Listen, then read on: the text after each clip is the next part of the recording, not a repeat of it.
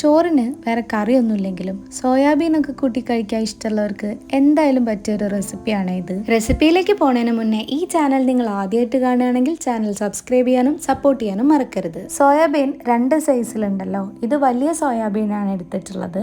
അപ്പോൾ അത് കുറച്ച് നേരം വെള്ളത്തിൽ കുതിർത്തി വെക്കാം. ഇനി ഒരു പാത്രത്തിലേക്ക് 1/2 ടീസ്പൂൺ ചെറിയ ജീരകം, 1 ടീസ്പൂൺ മല്ലി, 1/2 ടീസ്പൂൺ കുരുമുളക്, 1/2 ടീസ്പൂൺ വലിയ ജീരകവും 2 ഉണക്കമുളകും, 2 കഷ്ണം കറുകാപ്പട്ടയും 2 ഏലക്കായും 2 ഗ്രാമ്പും കൂടെ ചേർത്തിട്ട് ലോ ഫ്ലെയിമിലിട്ടിട്ട് നമുക്കിതിനൊന്ന് റോസ്റ്റ് ചെയ്തെടുക്കാം. 2-3 മിനിറ്റ് ഒന്ന് വഴറ്റി കൊടുത്ത ശേഷം ഇതിനൊരു മിക്സിയുടെ ജാറിലിട്ടിട്ട് തണുത്ത ശേഷം നന്നായിട്ടൊന്ന് പൊടിച്ചെടുക്കാം. സോയാബീൻ നന്നായിട്ട് കുതിർന്ന് വന്നിട്ടുണ്ട്. ഇതിലെ വെള്ളമൊക്കെ കളഞ്ഞിട്ട് നമ്മളൊരു പ്ലേറ്റിലേക്ക് മാറ്റിയെടുത്തിട്ടുണ്ട്. നമ്മൾ അരച്ചു വെച്ചിട്ടുള്ള മസാല ഇതിലേക്ക് ചേർത്ത് കൊടുക്കാം. 2 ടേബിൾ സ്പൂൺ അളവിൽ ചേർത്തിട്ട് നന്നായിട്ടൊന്ന് മിക്സ് ചെയ്തെടുക്കാം. ഇത് കുറച്ച് നേരം ഇവിടെ റെസ്റ്റ് ചെയ്യട്ടെ. അപ്പോഴേക്കും ഒരു പാത്രം ചൂടാക്കിയിട്ട് അതിലേക്ക് 2 ടേബിൾ സ്പൂൺ വെളിച്ചെണ്ണ ഒഴിച്ചു കൊടുക്കാം.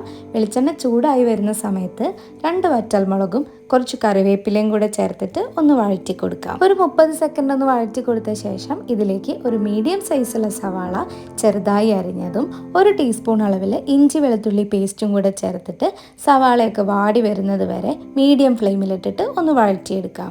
ശേഷം 1/4 ടീസ്പൂൺ മഞ്ഞൾപ്പൊടി, 1 ടീസ്പൂൺ മുളക് പൊടി, 1 ടീസ്പൂൺ മല്ലിപ്പൊടി, 1/2 ടീസ്പൂൺ ചിക്കൻ മസാല, 3/4 ടീസ്പൂൺ ഉപ്പും കൂടെ ചേർത്തിട്ട് മസാലയുടെ പച്ചമണം മാറി വരുന്നത് വരെ ഒന്ന് വഴറ്റി കൊടുക്കാം. ഇനി ഇതിലേക്ക് നമ്മൾ നേരത്തെ മസാല തേച്ച് വെച്ചിട്ടുള്ള സോയാബീനും കൂടെ ചേർത്തിട്ട് നന്നായിട്ടൊന്ന് ഇളക്കി കൊടുക്കാം. കൂടെ കുറച്ച് വെള്ളം കൂടെ ചേർക്കുന്നുണ്ട്. അത് ആ മസാലയൊക്കെ അതിലേക്ക് നന്നായിട്ടൊന്ന് പിടിക്കാൻ വേണ്ടിയിട്ടാണ്. ഇനി നമുക്കിതിനെ ഒന്ന് അടച്ചു വെച്ച് വേവിക്കാം.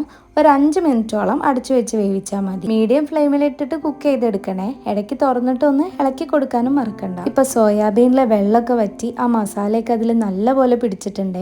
ഇനി അവസാനമായിട്ട് കുറച്ച് കറിവേപ്പിലയും കൂടെ ഇതിന്റെ മുകളിൽ ഇട്ട് കൊടുത്തിട്ട് വീണ്ടും എല്ലാം നല്ലപോലെ ഒന്ന് മിക്സ് ആക്കി എടുക്കാം. മസാലയൊക്കെ സോയാബീനിൽ നന്നായിട്ട് പിടിച്ചിട്ടുണ്ട്. ഇനി നിങ്ങളെ ഇഷ്ടത്തിന് ചിക്കൻ മസാലയോ ഉപ്പോ എന്തെങ്കിലും അധികം ചേർക്കണമെങ്കിൽ അങ്ങനെയും ചേർത്ത് കൊടുക്കാം. ശേഷം നല്ലപോലെ ഒന്ന് മിക്സ് ആക്കി എടുക്കാം. എന്നിട്ട് ഫ്ലെയിം ഓഫ് ചെയ്യാം. അങ്ങനെ നമ്മുടെ സോയാബീൻ മസാല ഇവിടെ റെഡി ആയിട്ടുണ്ട്. നമ്മൾ സാധാരണ ഉണ്ടാക്കുന്ന മസാലയിൽ നിന്ന് കുറച്ച് വ്യത്യസ്തമായിട്ടുള്ള മസാലയാണ്.